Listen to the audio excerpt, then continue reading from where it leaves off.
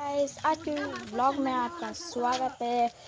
मेरी मॉम को थोड़ी हार्वेस्टिंग चाहिए कुकिंग के लिए, तो चलो। मेरा प्यारा स्वीट पोटैटो का प्लांट देखिएगा।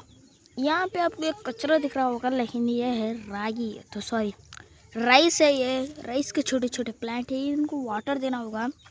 अभी नहीं, वहाँ पे जेट ऑन करना पड़ेगा। चलो इनको बंद कर देते हैं। अरे यार खींच। ये है एक बैगन, दो बैगन, फिर वहाँ पे, अरे यार,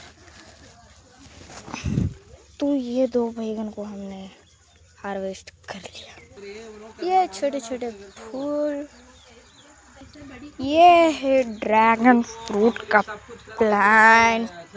तो भाई सबसे पहले जल्द से जल्द हार्वेस्टिंग कर लेके आपको दिखाता हूँ। तो बाय। आज की हार्वेस्टिंग, लाइक एंड सब्सक्राइब।